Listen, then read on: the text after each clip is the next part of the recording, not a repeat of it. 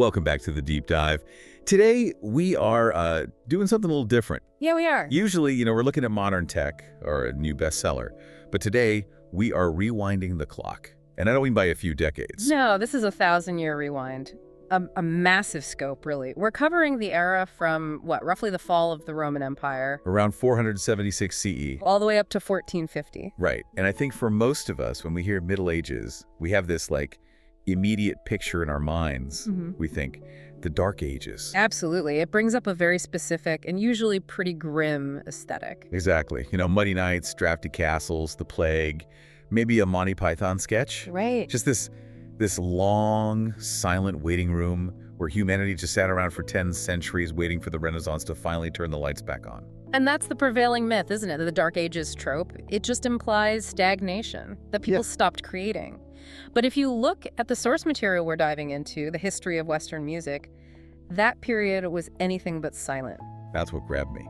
It was apparently incredibly loud and innovative. Very. The sources argue this so-called stagnant era actually invented the two things we take for granted in, every song on the radio today. The tune and polyphony.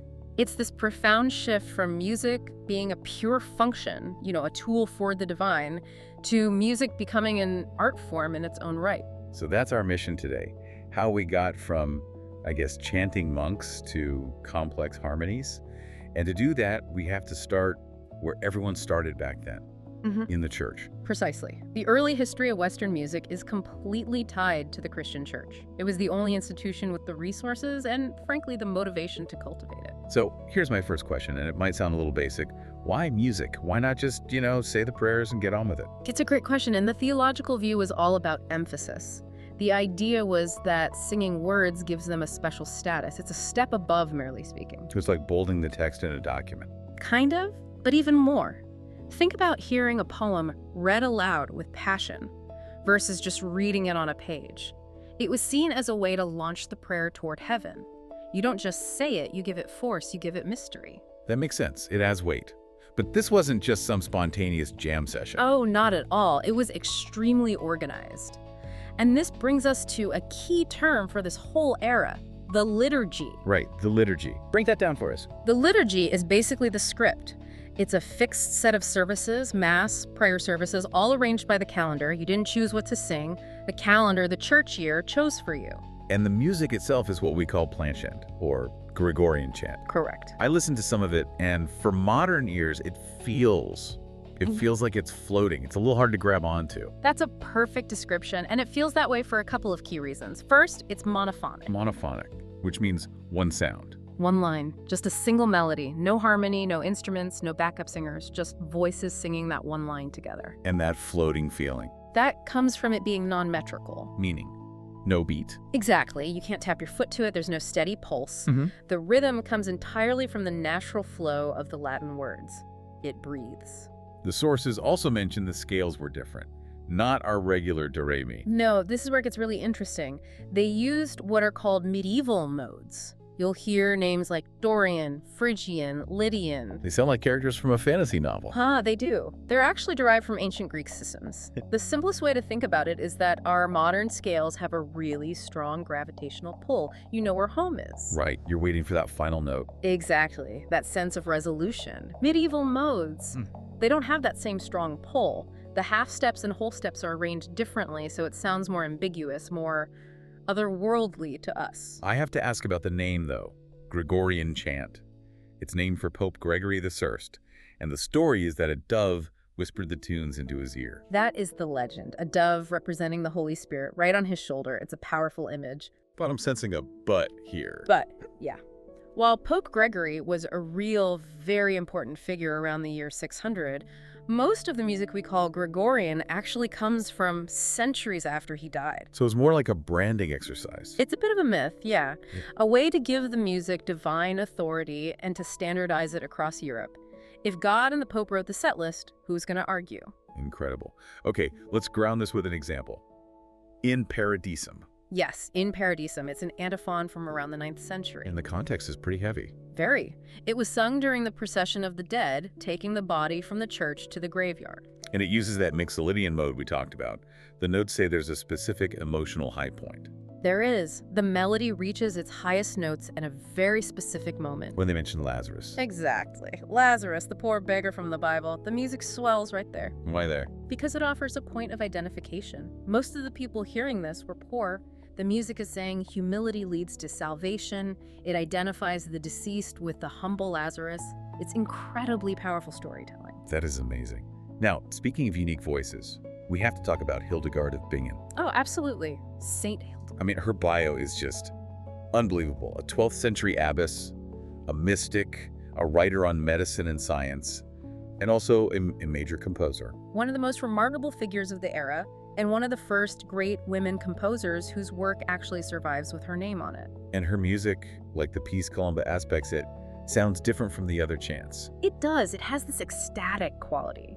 Where a lot of chant stays in a narrow floating range, Hildegard's melodies just soar, they leap up and down. It feels much more like a personal spiritual expression. I did notice the recording in our source material had a drone, a single note held underneath. Ah, yes, the drone. That is a very hot topic among musicologists. Really? Oh, yeah. Modern performers add it because it creates this serene, intense feeling that we associate with medieval music. But they didn't actually do it back then. We don't really know. The manuscripts don't call for it, so it's probably a modern choice that we've sort of retrofitted onto the past. That's fascinating. Okay, so that's the church. But eventually, the kings and barons start to get more power. Right, power shifts from the church to the courts, and with that comes a demand for a different kind of music. Enter the troubadours and trouvères. The noble poet-composers of France. And they were not singing about Lazarus. Definitely not. They were singing about chivalric love, unrequited passion, betrayal. And the Alba, the dawn song. Yes. It's basically a song to warn a knight that he needs to get out of his lady's bed before the castle wakes up. It's a very human scenario, isn't it? Suddenly these aren't just figures in a tapestry, they're people with secrets. And we have one from a female troubadour, a Trauberitz, the Countess of Dia. Beatrice of Dia. Her song, A Chanter Mirror, is basically a breakup song. It really is. She's singing about a lover who has wronged her. It's strophic. Strophic, so verse, chorus, verse. Basically, yeah. Different words over the same repeating melody, just like a modern pop song. It's catchy. The recording uses an instrument called a vielle, like an early violin. Are we guessing on that too? We are. The manuscript just gives us the tune. The performers have to make educated guesses about rhythm and what instruments, if any, might have played along. But there was purely instrumental music too. The estampi. Finally, a beat. Right. It's a relief to hear it. It is. The estampi is an instrumental dance. It's got this lively, insistent rhythm in triple meter. You can actually dance to it. It's a huge contrast to the free-flowing chant of the church. Okay, so we have tunes, but here's where the story gets really wild. The aha moment. Polyphony. This is the absolute game changer. This is where Western music sets off on a path different from almost every other tradition on Earth. So define it for us again.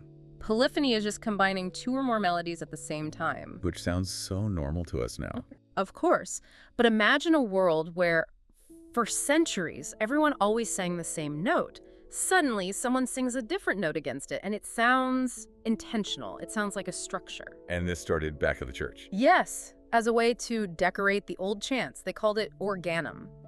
And this brings us to Notre Dame Cathedral in Paris. The Notre Dame School. We finally get names of composers like Léonin and especially Perotin. And what Perotin did with his piece Alleluia, diffusa es gratia is, it's kind of weird. Right. He takes the original chant melody And he stretches it out enormously. like slows it down. So much that the original notes become these long, drone-like tones. They become a kind of musical scaffolding. So the singer on the bottom is just holding one note for ages. For ages, yes, he's the foundation. And while he's holding that one note, the upper voices are singing these fast, rhythmic, very intricate melodies above it. They use a lot of melismas, right? Tons of notes on one syllable. Exactly. On the word Alleluia, you might get dozens of notes just on the loose syllable. It's no longer just a prayer, it's this incredible architecture of sound. Wow. But then things get even stranger. Right. We move into the later medieval period and get the motet. The motet is where the sacred and secular worlds just smash into each other. Composers took a bit of that slowed down chant for the bottom voice, Right. but then they layered new, completely different lyrics on top. And not church lyrics? Nope. Secular love poems, political commentary. Hold on. So you could have a guy at the bottom singing a sacred Latin word like Dominus, Lord, while the top two voices are singing a French poem about spring. Yes, at the same time. That's subversive. Yeah. That feels like scrolling through your phone during a sermon. It was radical. It was intellectual. It was for Right. an audience that could appreciate the layering, the irony. Speaking of surprising things, what about Sumer is Acumen in? Because that one sounds shockingly familiar. Ah, the famous summer canon. It's a round, right? Like row, row, row your boat. It is. And what gets people is that it's in a major mode. It just sounds happy. It sounds sunny. Summer is a-comin' in, loudly sing cuckoo. It doesn't sound like our stereotype of the dark, serious Middle Ages at all. It totally changes your perspective. Yeah. But then, as we hit the 14th century, the mood shifts again. The Ars Nova, or New Art. And you have to remember the context here. The 14th century was a time of crisis. The Black Death wiped out a huge part of Europe. The church was in schism. The world felt like it was falling apart. And what does the music do? It gets more complex, more mathematical. The key figure is Guillaume de Machaut. A churchman and a courtier. We looked at his song, Dame de qui toute ma joie vient. It's a piece for 4 voices, all moving independently. It's called non-imitative polyphony. And it seems like the lyrics almost get lost. They do. The voices are weaving these long, intricate lines crossing over each other. It is very hard to follow the words. Why? Yeah. Why make the music harder to understand when the world is already so chaotic? I think it was a search for order. Machaut was prioritizing the beauty of the structure itself, this perfect geometric interplay of lines, over just delivering the text. It's music for the mind. So it's like solving a complex puzzle to prove you still can. Exactly. It's a demonstration that humans can still create intricate, beautiful order even when the world outside is in chaos. So let's zoom out. We went from a single floating line of chant to Machaut's 4-part mathematical puzzle. It's a massive, massive leap. Western culture essentially invented harmony. We started thinking vertically, how notes stack up, not just horizontally, as a melody moving through time. And we started to see music not just as a tool for a service, but as art, something to be constructed and admired for its own complexity. That's it exactly. And I think the best way to visualize the whole journey is to just think about Notre Dame Cathedral. The building itself. Yeah. Think about it. You have the massive solid stone pillars. That's the chant, the ancient unmoving foundation. But then, soaring above it, you have all this intricate detail. The stained glass, the carvings, the buttresses that seem to defy gravity. That's the polyphony. That's the polyphony. The music created inside the cathedral perfectly mirrored the structure of the cathedral. It was all reaching for the same thing. A complex, soaring, man-made beauty that was trying to touch the divine. That's a perfect image to end on. Thanks for diving in with us. It was a pleasure. Next time you hear a harmony line on the radio, remember where it started. We'll see you on the next deep dive.